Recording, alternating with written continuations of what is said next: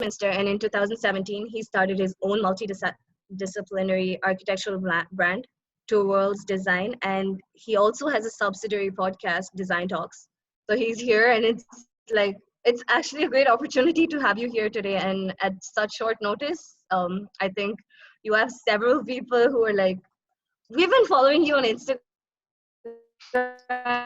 and there is kind of like this person who loves your architectural illustrations, and he's here too, and we're just waiting for the thing so we can start. You can go ahead with the presentation. Cool. So yeah, can I know who's here? Is there a way for me to see who's joined us? yeah, you can. If you go to speaker view or gallery view on the right hand corner, top corner, you can see the participants. Oh wow, okay. So there's you. Your name is Amir Tavarashini. How do I say that? Amrita. Yes. Amrita. Amrita. There's cool. There's Amrita. also Apulla. Okay. Okay. Cool. So there's quite a few people. Yes. All right. There'll be more joining soon. Yes. Awesome. So I'll start. Okay. So as you guys heard, my name is Hamza Shaikh. I'm from London. A few things with the intro. I haven't finished my master's. I'm about to finish my master's in the next month or two. So all of the brand development of this, multidisciplinary kind of practice I'm looking to start, and all these things, that's all something I've been doing while I was studying. So in fact, I started my brand, Two Worlds Design, when I was 18 years old. So I started my foundation course in art and design, and when I was doing that, I always had this urge to start some sort of entrepreneurial endeavor that was related to art and sort of design. And so I had this idea of a philosophy that was quite dear to me, which is the idea of balance and contrast, and how, we all feel like we're kind of balancing multiple lifestyles and multiple, there's so many dichotomies that we're dealing with. And I wanted to find a way to kind of express that through some sort of artistic endeavor. That's just something that was inside me, sort of burning passion. And funnily enough, it started off as a clothing brand. So what is now functioning as a kind of multidisciplinary architectural brand and platform, and a kind of hopefully one day a functioning kind of practice. I say functioning, it's kind of functioning now, but it started off as a clothing brand. In fact, the t-shirts that I first made are behind me in the shelves. And so I went on this journey where I was working, in my town of Canterbury in Kent, and I was using DJs to try and advertise my clothing. And basically I came to a point and realization where my architecture grades were starting to fall, and I was in my first year, and my tutor said, "Oh my God, it looks like you're gonna fail. What are you doing? You're never in uni. You don't pay any, I only see you like once a week, if that." So I really wasn't focusing. And then suddenly something kind of switched in me. I decided I need to make a decision. Do I continue down this path and kind of, pursue this clothing thing, which I don't really have it's not something I'm truly passionate about. Obviously I love the concept, but clothing, fashion, not really my thing. Or I said, let me just fully devote myself to architecture. And I soon realized that there's so much potential in architecture as a profession and as an academic pursuit that allows you to be so creative. So I said, okay, let me change this brand. Well, not even change it, just change its output. So the philosophy stayed of this kind of idea of balance and contrast, and let me apply it to my architectural thinking. And so it was in my first, halfway through my first year, about my second year, I devoted all of my kind of architectural ideas and thoughts and all the energy I had to do so many crazy things straight into my into this brand as an architecture concept. Now, what ended up happening is the brand redefined. And if you go onto my Instagram, you can see those posts where I said we have rebranded. Yeah.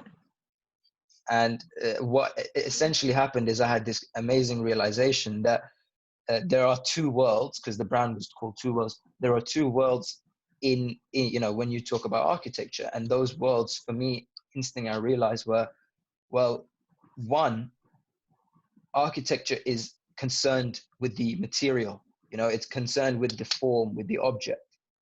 That's how it manifests itself. And then secondly, fundamentally, architecture is also concerned with the inside. So you have the material, which is the outside world, but architecture is incredibly concerned with the inside world, which is the internal kind of experiential process. And so it clicked for me. I said, that's what I'm interested in. I have always been interested in how we perceive things. What's the psychology of space?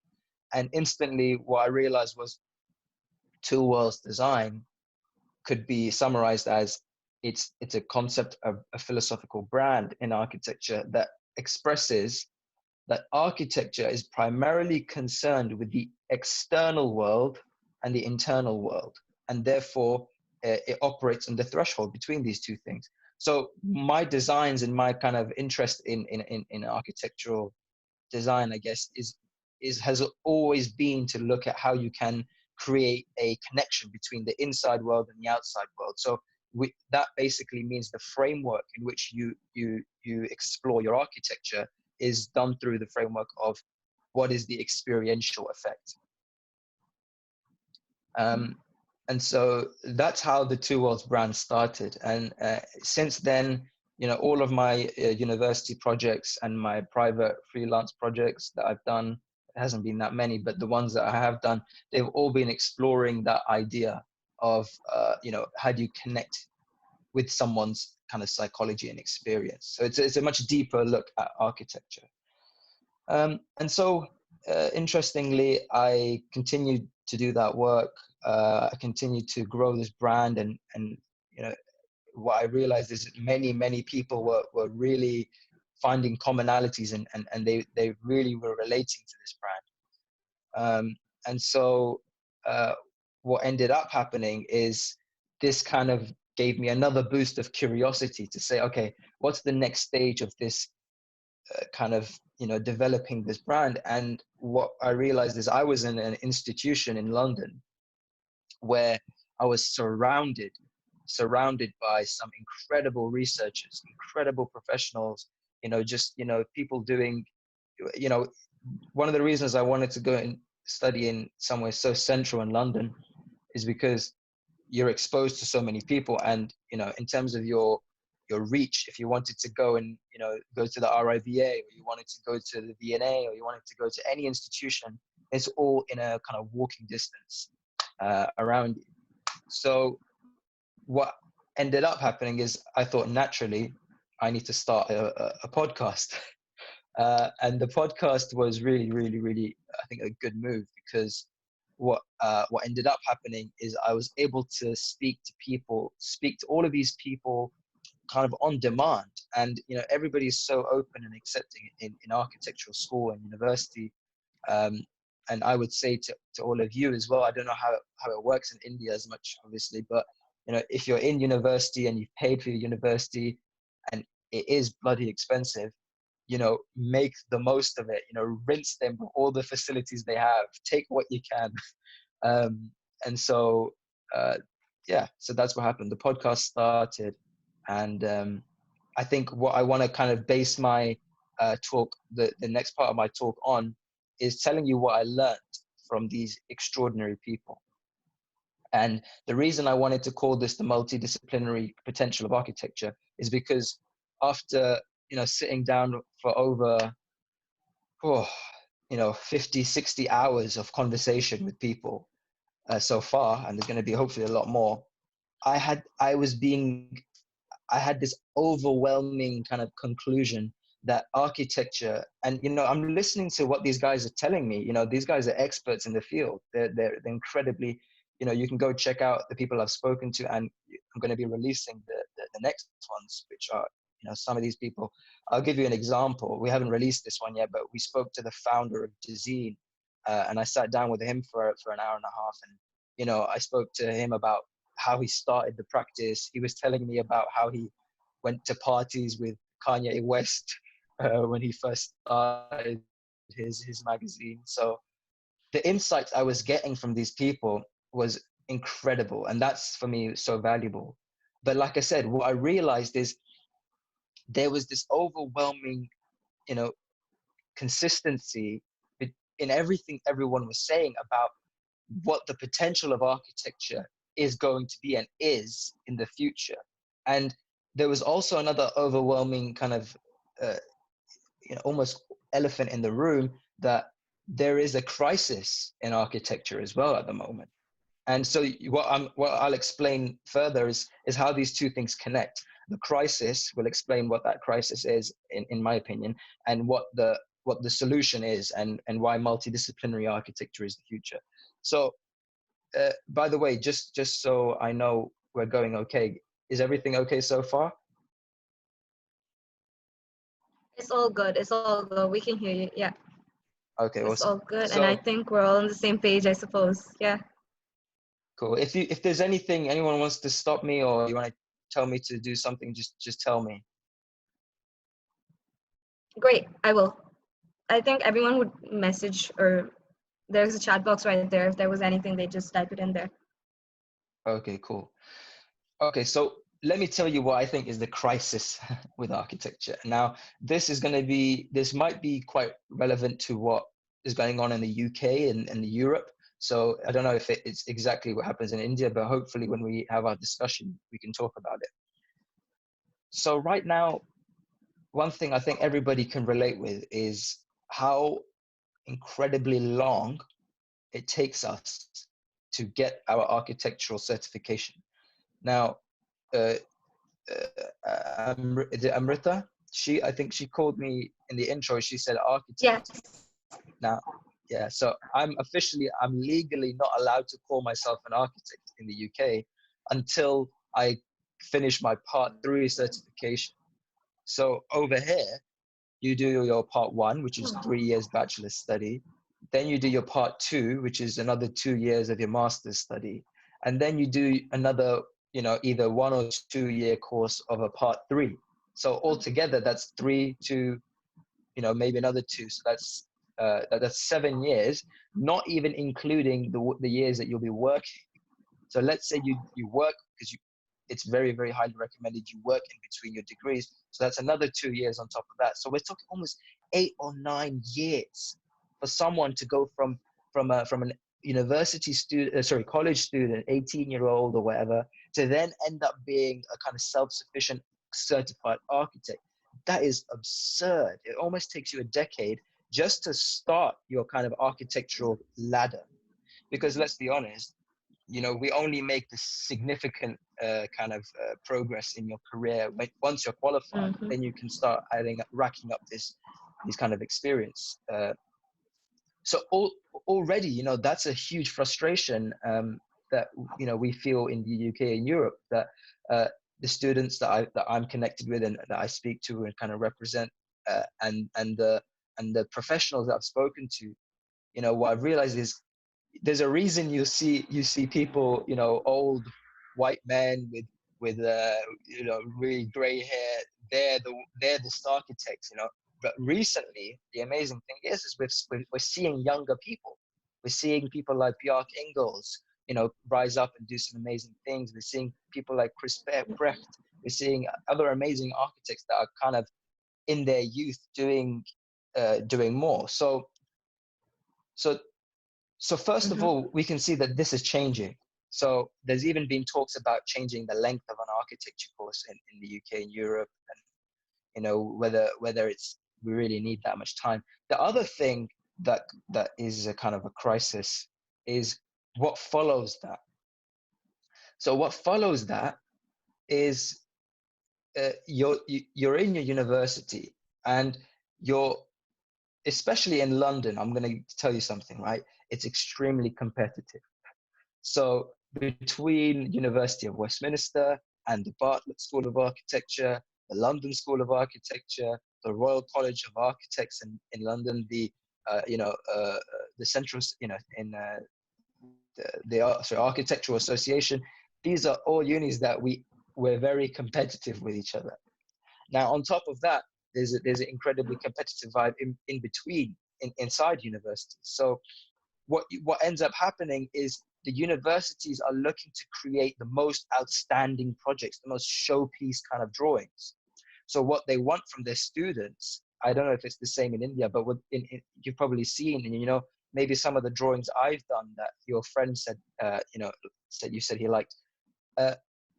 I've kind of jumped on that bandwagon of, let's do the most crazy, standout, fantastical drawing.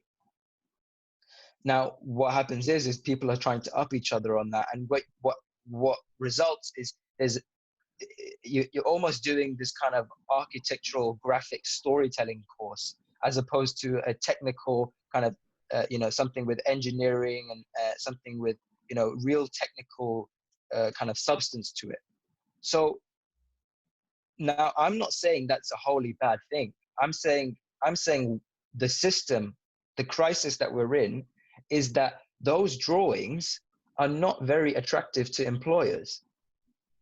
So the portfolio that people end up with in architecture school, which is incredibly, artistic, and there's incredible kind of beautiful renders of skies and this and that.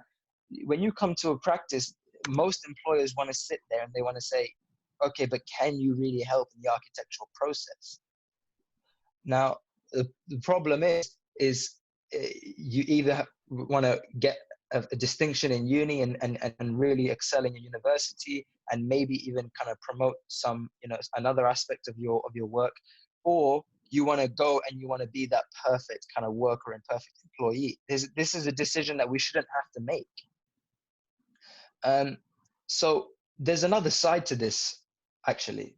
So the other side to this, and there was an article written recently by Sean Griffiths for Design, and he said, the question was, as I say, and I even put this question to you, and maybe I can get some answers from all of you in the Q&A, is, does architecture school, university, prepare you for the real world of work, the real working world, professional world?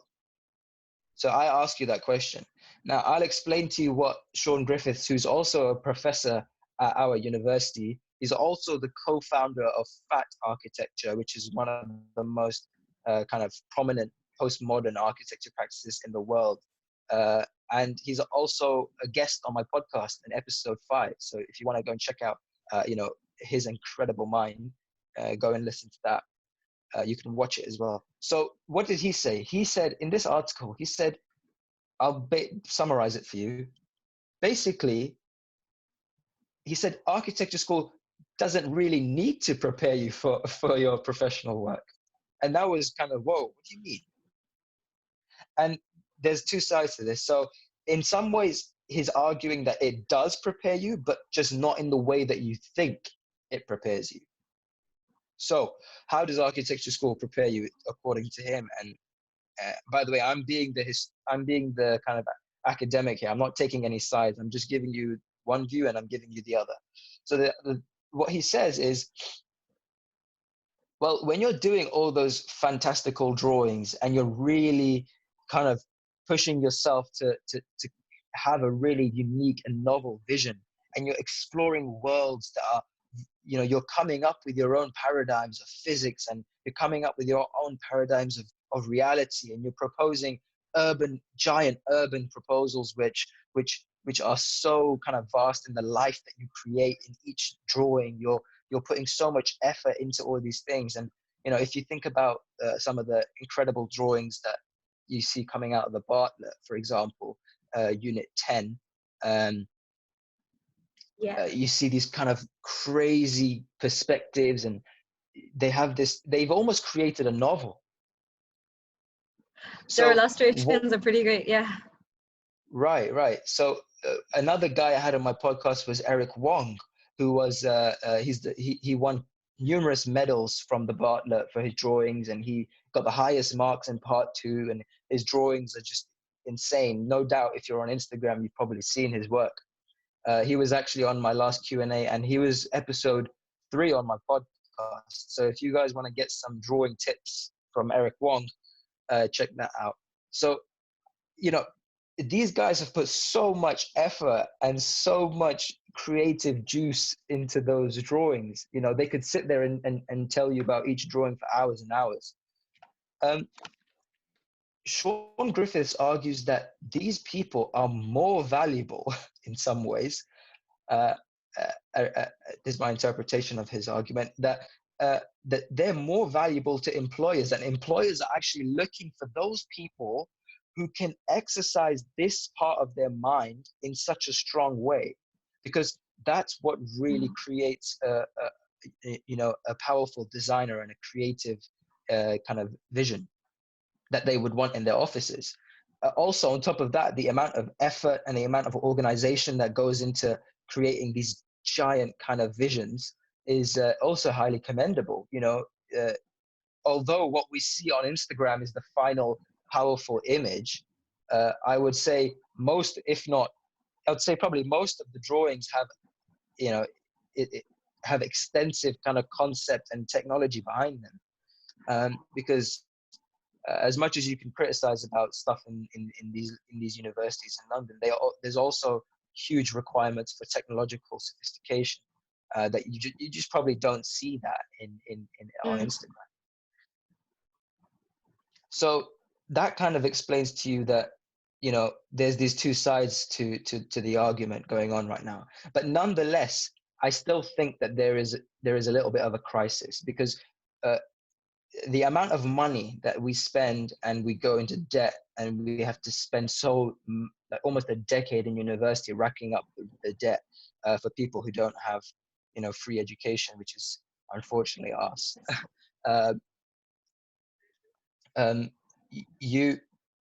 It's just not fair. It's just not fair to put that kind of burden on people. And, you know, there was a study done not so long ago where they said, what's the most demanding profession and most unfair profession, you know, quote unquote, given its number of years for studying and the starting salary, or the kind of average salary. And architecture is number 1 for the worst profession.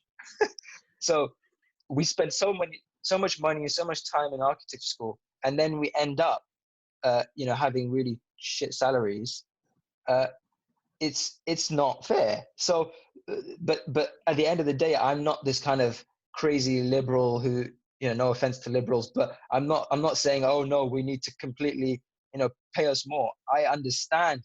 Now, this is where my point comes in. I understand that this is a value-based kind of consequence.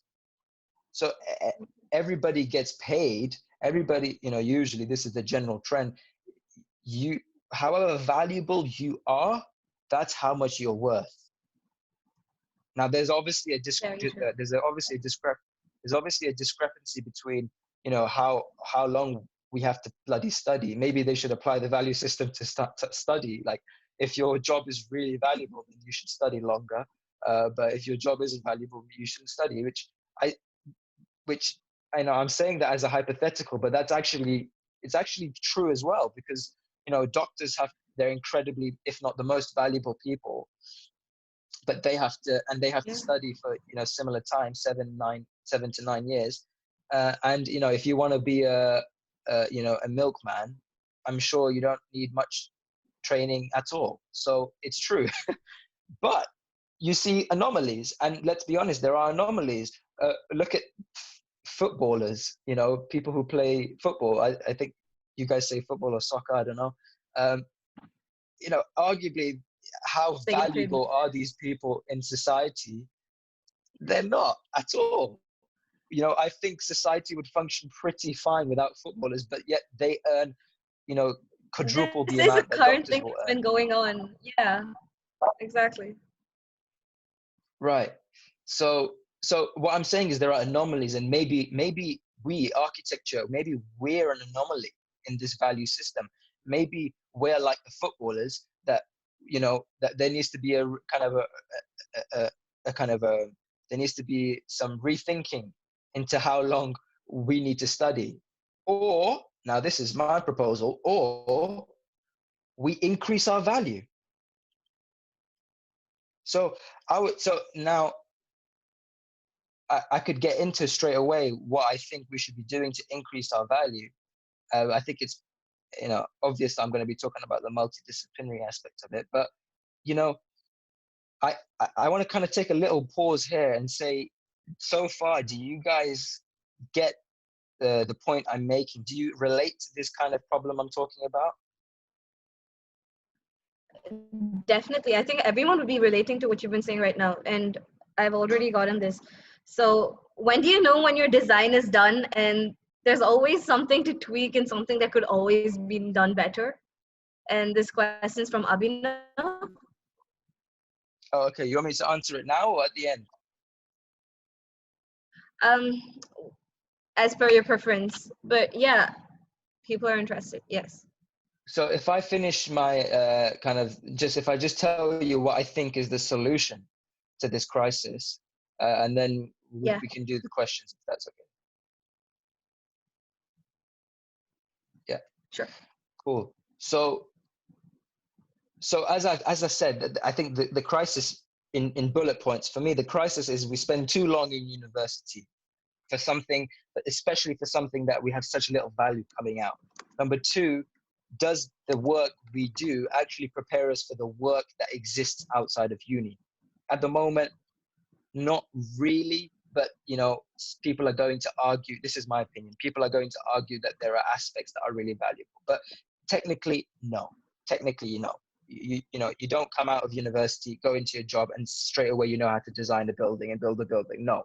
Whereas, people would say, what the hell have you been doing for the last 3 years? What have you been doing for the last 4 years? You don't even know how to design, proper details and sections and whatnot. So the other crisis for me is the fact that the pay. Why do we have such low pay? And we're sticking to the salary system, which is value-based. So what's the solution? Now, for me, and from all of the kind of feedback I've been getting from my guests, the solution is that, look, if you're coming out of university and that work that exists already in the practices, it's so competitive, if that work's not suitable, we need new types of work. We need new practices. We need new multidisciplinary types of practices that use a kind of a holistic design approach. Because when you come out of university, and I know some of you already, you guys might agree that we all have such a giant tool set of creative and kind of artistic things we can do. You come out of university, I know, you could be a graphic designer with the skills you learned in architecture school. You could be a kind of creative director with the kind of vision you have with things. You could be a filmmaker. Some people come out with incredible film skills and video skills, and the idea to have a kind of a vision for how you create plot and place, and a sense of place and an environment. You could come out with all sorts of different talents and professions. And so this is what we're actually starting to see. So, just to give you some quick examples, there's a practice called Bompas and Par, BOMPASS and PARR. And they came from the Bartlett School of Architecture, and they, listen to this, they started a practice where they do architectural jelly. They actually create architectural jelly, which is then they use for event making. So they have an events company, and they're doing incredibly well. And from an architectural background, they ended up in this entrepreneurial kind of realm where they're creating these kind of incredible artistic creations for a catering service. Another example is on the complete opposite end of the spectrum, Chris Hildry, who I actually did a podcast which will come out soon. He designed a system, a digital data system that logs homeless people in the UK and gives them a proxy address and gives them a kind of a duplicate address. And what he's done with that is basically it helps the homeless people have a place to call their own. And what that means is they can now go to hospital appointments. They can now get a bank account. They can now go for jobs, because what people didn't realize is, in order for you to be rehabilitated, if you're a homeless person, you need to get a bank account and a job and a postal address. So he created that, and he created that database, and he's an architect. So Yeah. that's another incredible example. And I could go on. There's so many examples of people doing these new kind of architectural ways of practicing and thinking, and everything is multidisciplinary.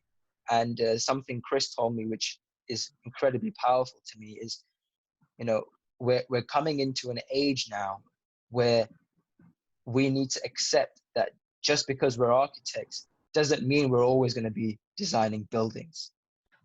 That's really true. And so I think that's the solution. So for me, I think once we leave here and we say, look, we've got more options. I can leave here and I can start my own practice, or I can join Bompus and Parr and go and make jelly with them for 1 year. And then I can go and work with Chris to transform the entire political landscape of Britain. Because right now, big companies and the government is getting involved with this project. So the options right now are going to expand. You're going to see a lot more practices doing multidisciplinary stuff. And I hope to be one of them with Two Worlds Design. My interests are more based on the idea of, architectural psychology and how you can create, experiential design. Now, where that goes and where that develops in the future, I'm still open to that. But right now, I'm building the brand, and I'm going to continue kind of getting as much knowledge as I can from professionals and sharing that. And I hope that makes sense. And I don't mind starting or taking questions earlier if you guys want. Sure. So yeah, I think we have a question. So Sri Ramya. So on the right side, I think you have your chat box and you have the questions in it.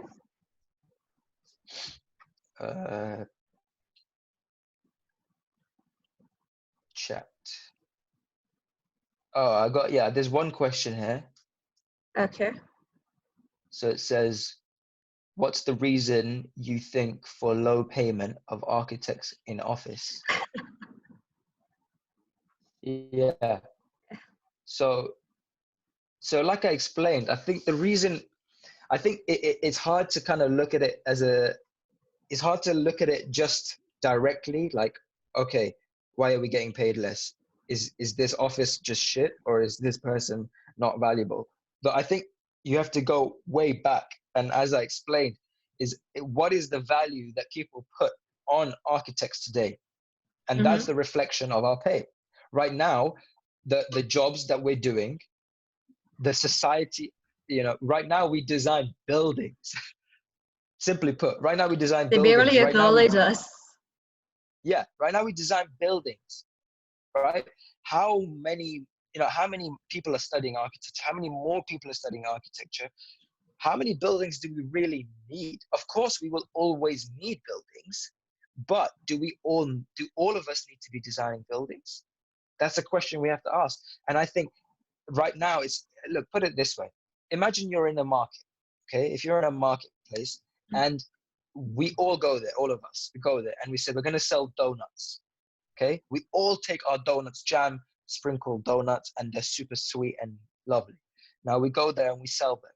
Now, some of us are going to be better salespersons than others. Some of us are going to be, we're not going to be able to do it as well.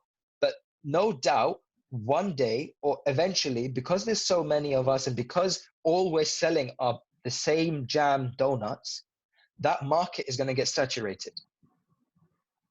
There are going to be people there. There are going to be people there who are saying, look, we're getting our jam donuts. And that's where you're seeing, all of the income stream is going to Fosters and Partners and Grimshaw's and BDP, because they're the ones who've been selling donuts for the longest time, and they have the best business structures in place to have 300, 400 employees. Now, all I'm saying is, if we stopped selling donuts, yeah, and if we didn't come to the party where the giant donut manufacturers are selling donuts, and we said, hey, buy my It's being donut, sold. which I'm not, yeah, I'm not saying don't do it. I'm saying do it if that's what you want to do, and great. But I'm saying, in order to come out of the crisis and maybe have another economic kind of fruition in architecture, maybe we don't sell donuts.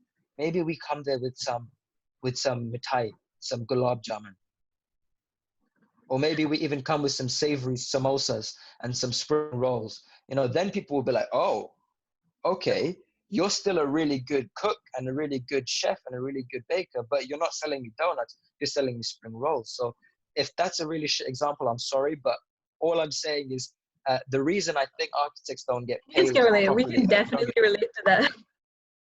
great. So I think, to summarize, I think the reason is because we're not as valuable as we think we are. I think we need to diversify and be more entrepreneurial. That's So shall I see another question? you have There's more now. question. You have another one. You have 4 more. So when do you know So when your design is done? As there is when do you know always when your something. design is done and there is always something to tweak, something could be better? Wow, yeah. This is a question. This is a worry that we all have, right? Everyone's worried about this. Okay, so I did a Q&A with some creatives on my Instagram account a few days ago, which was so successful. It was so fun.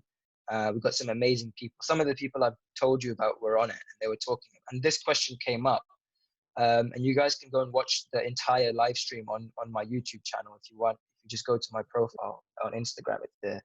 But the answer is, to some people, the answer is, it's never done. Your design is never complete. You will always be able to continue and work on it. Uh-huh. Now, I know that's not helpful. So for a student who's in the middle of work and trying to get their design to a certain place, it's not practical advice to say, oh, it's never done, because you'll be in anxiety. But it's something to keep in your head, that you will always be trying to improve it, and you will always be looking, because you're creating a new reality with every architecture project. You're creating new life. Now, life is infinite. Reality is infinite. You could create. That's why people, that's why the value of storytelling is so important in architecture, because we're all telling stories, and stories can go on forever. So keep that in mind, but also remember that, instead of thinking that you have to kind of finish this story and there needs to be an end to the book, and it should come to it. Think of it as a speculative process. I would say, instead of thinking my drawing and my vision should come to an end, I would say look at your drawing as a way of representing something even after your drawing. So I'll give you an example. One of the drawings I did for a refugee camp in Palestine, it was showing the vision of how a kind of a new modular and prefabricated structure could sprawl over the refugee camp. Now, I could have done that drawing for years and done my developments all the way to the end, and all the way into the distance for 60 miles. But I stopped with 5 buildings, and I said, look, this is a snippet of time that represents everything after.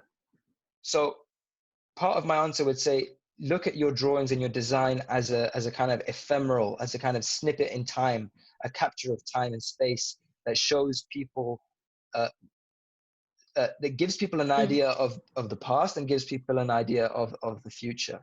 But if you want really practical advice, I would say, try to have a strong enough concept that your drawing, if you can describe your concept through your drawing, then your drawing is complete, in my opinion. If you describe your drawing to somebody, your design to somebody, and you're explaining your concept through the drawing, the least, if people can look at your drawing and instantly they get your concept, it's done. Your drawing, your design is done.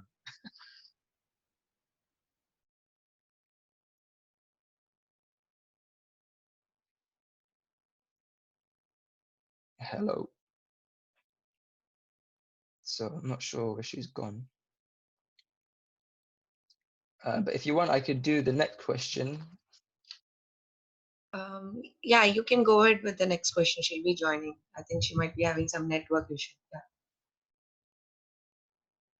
Okay, cool. So the question was, what are we suggesting as an alternative if there is the need? Oh, and that's by Grant Morris. I think he came from my profile. What's up, Grant? Thanks for the question. Oh, and just to say, the previous question about design was by Abhinav, and the first one was by Sri Ramya. So Grant, your question, what are we suggesting is the alternative? Well, I gave you some examples. I said Bumpus and Parr are a really good example of someone doing extremely alternative architectural practice and earning incredible kind of, they've hit a new gap in the market, and they've used their architectural skill set to create that market and to also bring a USP to that market. You know, where do we go and find architectural catering? That's absurd. So another example I gave you was Chris Hildry. You know, Chris Hildry, who went out there with his architectural. You know, we learned so many skills in architecture. You know, even the types of the ways you balance so many types of processes of creating a vision. You know, you do your vision through maybe a written thesis. You also do your vision through a sketch process. You might represent your vision through a digital, rendering. These are so many amazing skills that are so useful that many different professions use. So Chris Hildry, is an incredible architect, decorated architect. He worked at all of you name the big practices, he worked there. But what he ended up doing was creating a governmental initiative. So whether I can sit here and list out, all the people who are doing alternative things, whether they take it and start an incredible magazine, which actually was what Fat Architecture started off as, and ended up being one of the most prominent postmodern practices in the world, or whether you start your own multidisciplinary practice where you're creating furniture, and if you want to stay more conservative with your design, and you're creating product design with your architecture, which we know the big people did. Zaha Hadid did those things. They diversified. My answer would be that there are many examples, but there are also it's also an open book. It's there for you to fill. If you have an idea, if you have your architectural kind of passion, and I think everybody kind of leans towards something specific with their architectural kind of passion. My one, like I said, personally, is psychology. I'm obsessed with psychology. Even this book that I did for my final dissertation was all about looking at how there's a kind of sinister side to urban planning, and my interests were kind of really explored there. So you might discover what your niche is, if you like, when you do your dissertation and when you reflect on your portfolio. But my answer would simply be, it's an open book. It's there for us all to be for us all to explore. But it does involve things in the creative realm that we already have as skills. And of course, you can go and look at those people that I mentioned as examples. I hope that answers your question, Kran. Do you want me to do the other ones? Yeah, you can surely do them. I think 2 more questions. You were telling about okay. 2 different worlds. What should one do for excelling in his inner world, and how? Oh, wow. What a beautiful question. So just to repeat, it says by A.R. Balahari Krishnan, you were telling about 2 worlds, 2 different worlds. What should one do for excelling in his inner world? How far will it help architects? Oh, this is a difficult question, because I'm not a guru, and I'm not going to sit here and give you kind of spiritual advice, because if you want to excel in your inner world, then please, refer to the specialists. Go and find your guru and your special person to help you in that journey. And I think fundamentally, because actually Ramadan started today and I'm fasting, I might as well talk about it briefly, that I think we all have the answers within us when it comes to spirituality, when it comes to, this kind of predisposition that we all have to, when it comes to architecture, I think we all crave a good experience. And as designers and architects, we all crave to create the best experience. And so to address your question relating to how it relates to architects, your inner world, I would say there's an aspect of your design which is genuine, which is true, which is not the facade of things. As much as I respect postmodernism and I respect these movements in architecture that explore incredible kind of objects and the kind of ornamentation, and we look at Gothic architecture, but the other element to architecture that I'm interested in, which is the inner world aspect, is how does that architecture make one feel?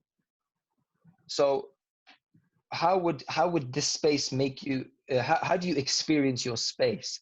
Now, you might look at a building done by Gaudi, or you might look at the incredible technical feats of the Shard and whatnot, but how does that building actually serve the people who operate within it? Now, that's that's what I'm passionate about, and I think just to try and understand the question a bit more, I think he's asking, how far will it help architects?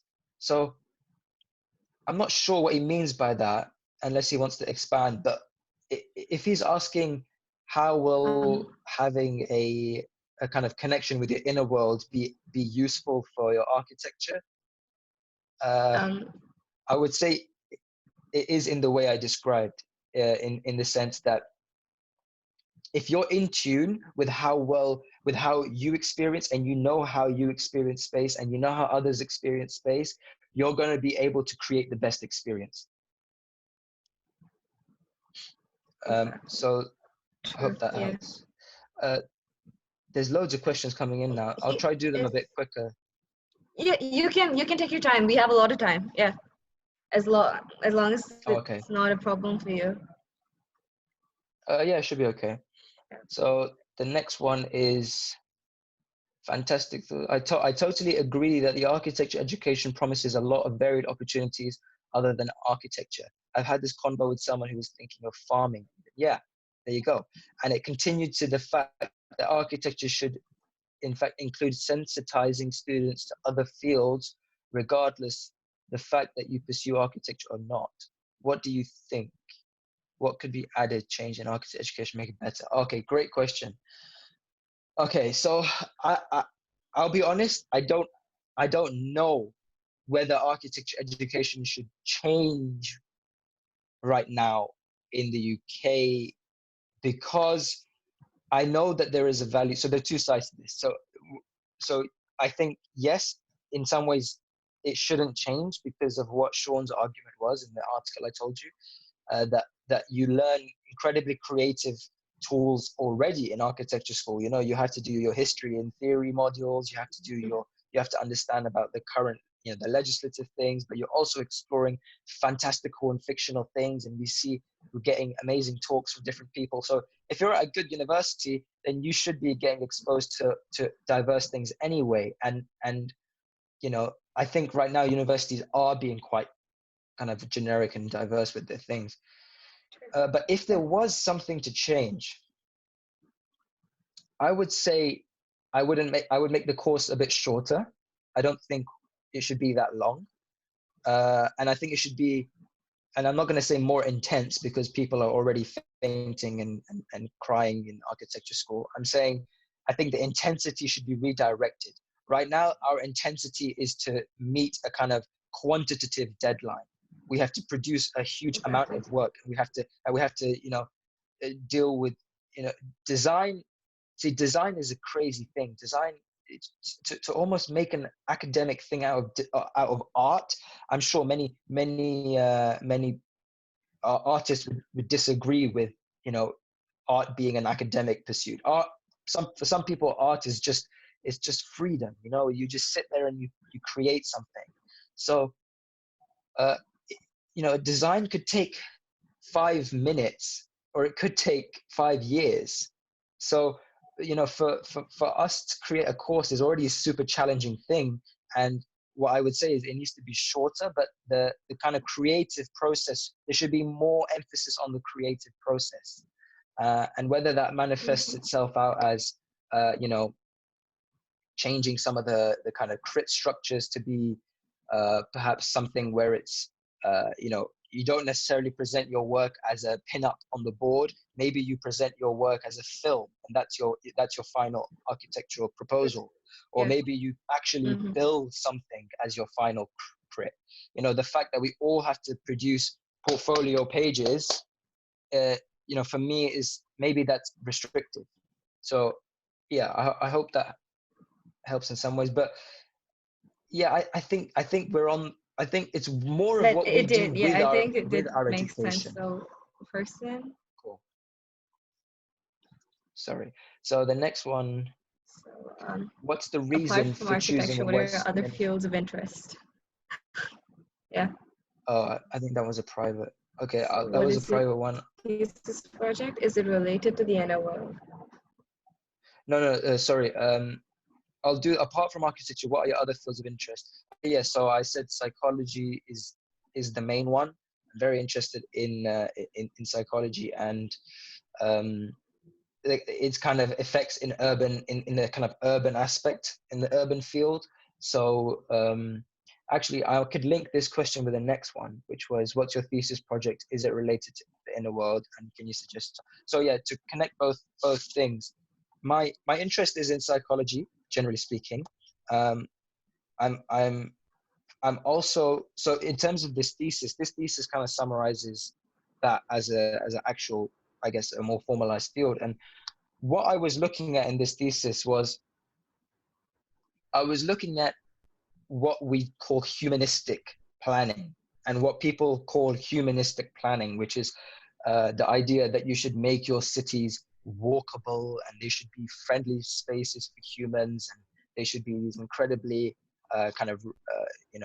rich places for human connection and society to flourish. So that's if you know Jan Gehl, the Danish urban planner, author of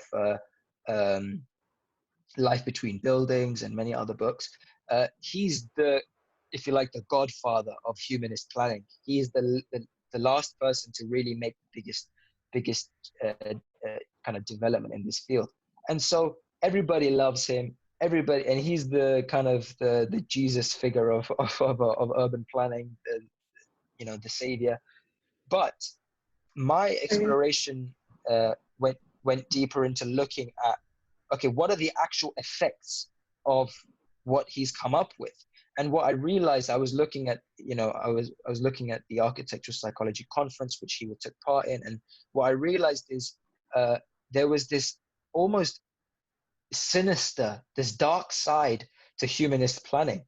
That was a kind of a psychological phenomenon that today what we're seeing is the level of data kind of sophistication and sensors being used to collect our data in order for it to be we're almost like these test subjects, these rats in a cage who are being monitored at every level on our phones, even when we're walking the streets, and all of our databases are being kind of used. Even when you travel public transport, all of your walking data and how long you spend in locations, it's all recorded.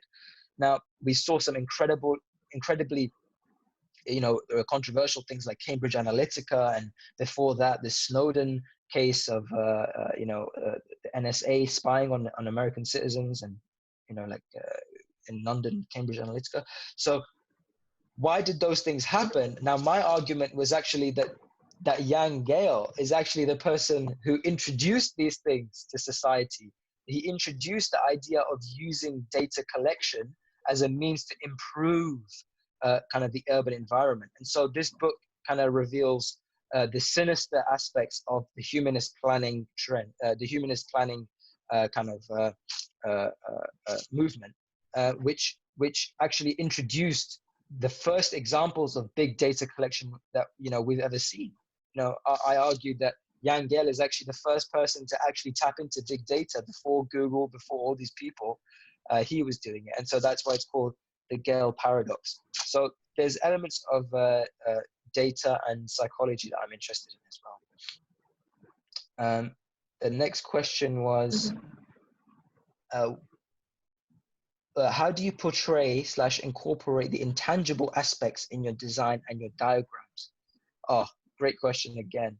Man, I must say, you guys are asking really good questions. That was by Abhinav. And the one before was by Sai Yaswant. Okay, so how do you incorporate the intangible? Oof, it's a brilliant question. I could do an hour on this topic, because the idea of capturing the intangible is such a deep and kind of vast kind of exercise that it's different for everyone, but it's also a very difficult thing to explain.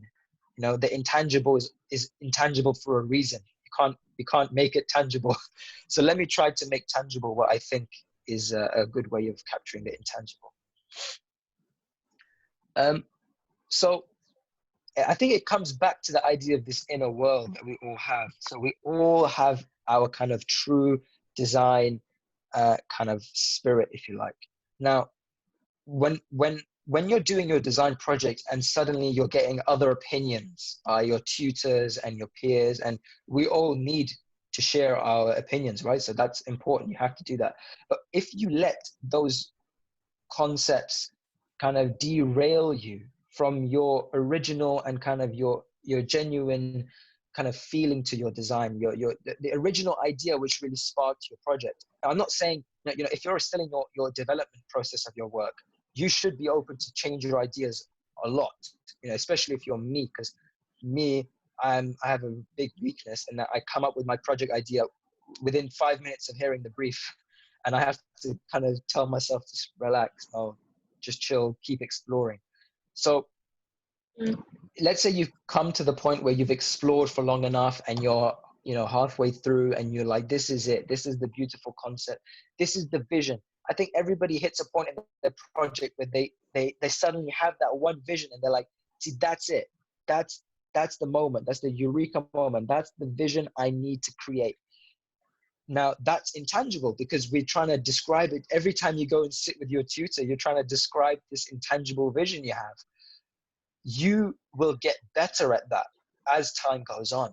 So if you're in your part one, if you're in your bachelor's, keep doing it. So the more you try to explain your ideas and your vision, the better you're going to become. And that's a beautiful, if not the most powerful skill you learn in architecture.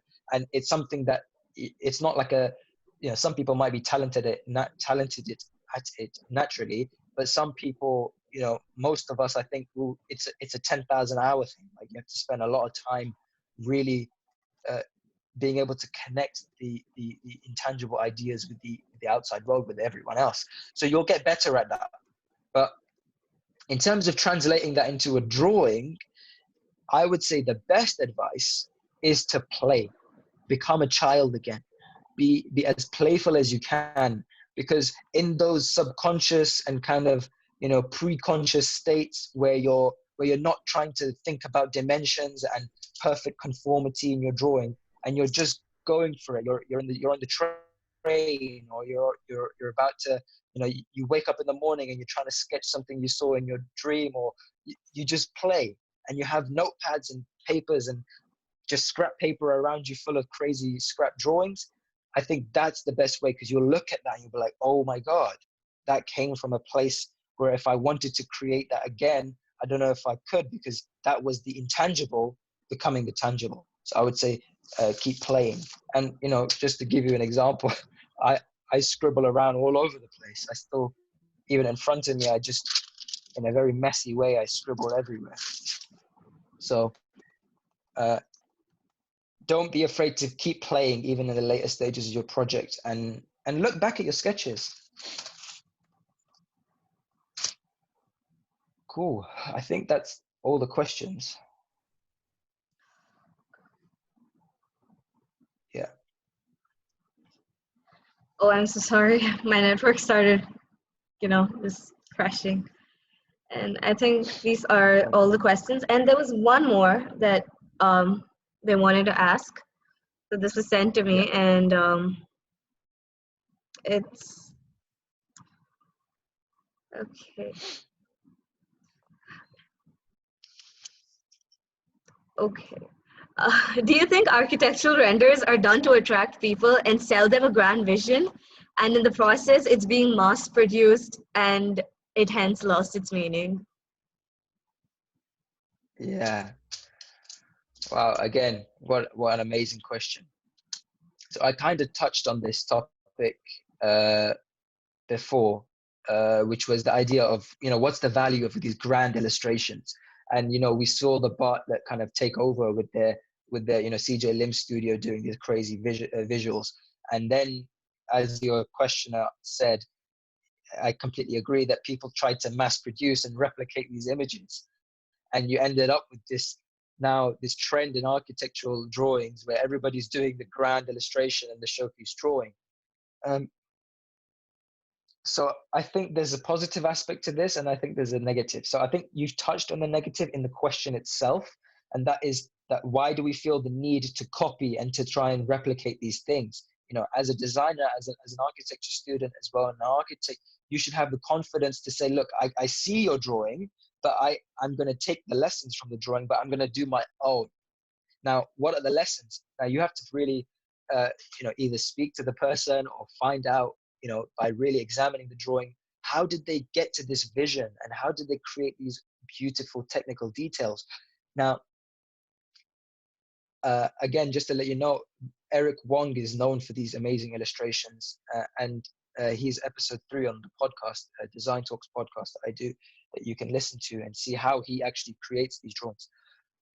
And he's also answering this question much better than I probably will. But to kind of summarize the point, that so the positive aspect of this is there's often a fear in architecture school that we should never ever copy, and that's true. We should not copy, like literally copy every line of someone's drawing, but it's almost impossible to do a technically completely unique drawing because we're all citing kind of knowledge from different references anyway. If there is ever going to be a unique drawing, I would say the scribbles and your random kind of sketching is going to be the most unique thing you can do. So that's just a side point. But in terms of your final kind of grand drawing, it's okay for you to take reference from other people's work. In fact, I would advise you to do that. In fact, it would be almost silly not to look at other people's work and look at wow, the shadow to that opacity in this angle with that kind of blur around it, that works really well. I'm going to incorporate that in my design. But am I going to copy it verbatim and do exactly? No, I'm going to maybe look at how you create shadows, in the interior view, or create shadows that maybe I just use that idea and do a shadow study. That's an example. So, I don't think people should be copying and mass producing these drawings, but I think we should all be taking inspiration. Now, whether there's any value in those drawings and whether they're actually just posters and showpiece kind of look at me drawings, or whether they're actually valuable, that is something I changed my mind on, because I used to think that they were just these kind of, they were just these things to make everybody go, wow. But at the end of the day, that's not a problem. I think I had to realize that after speaking to Eric, that part of our job as architects and designers is to be able to sell the vision. Now, if you can do a drawing that somebody looks at and goes, whoa, that's what I want, or tell me more about this, then you've achieved an incredible, valuable skill as an architect and a designer. So I think we should stop maybe looking at these drawings in a negative way, but maybe look at them in a more positive way. But also keep in mind that we should try to be true to ourselves and bring our own artistic take on these things instead of just trying to replicate and mass produce things.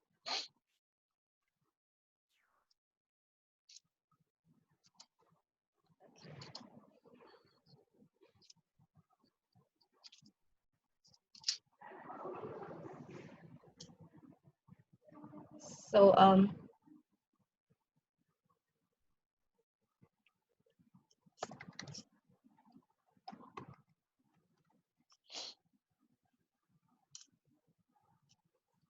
Hi, can you hear me? yeah, okay, I'm there. Yeah, so we'll wind this up with the last question. Does architecture school prepare you for your professional career? Like, as you started earlier in the session, you mentioned that. So this would be Yeah, like the last question we'd be asking. that's fine. I think I answered that, but I'll just reiterate that I think architecture school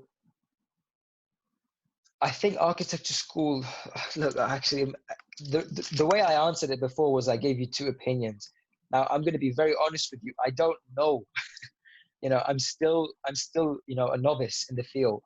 Maybe I can answer this question when I'm 10 years down the line. Like, I can tell you for fact whether it does or it doesn't. But I gave you two sides of the coin. So one side of the coin is, yes, it does, because it makes you exercise the creative tools, even if they're not perfectly conformed in technical aspects of the real built kind of a profession, but they give you the tools and the ways of thinking and the skills to be able to be a critical thinker and a skilled vision maker, and a person who's able to draw in an incredibly skillful way and sell the project. Then yes, in that case, yes. But in another aspect, no, because I think the skills that we come out with, they're so broad, and they're so diverse that we're not able to go into a design, an architecture studio, and necessarily, really kind of create these drawings that we've been doing for them in university, or take complete charge of a project and come up with our own vision, because that's not how it works in the professional world. But instead, there aren't the kind of multidisciplinary firms that would accommodate that kind of practice, where, for example, you can go into any practice and they would let you do your own vision, or they'd let you create some sort of model, some sort of product design, or some sort of other vision. So I would say, in some ways it does prepare you, but in another way it doesn't. And that aspect that it doesn't, I would say it's because we don't have enough diversity yet. But we're definitely seeing more diverse architecture practices emerge.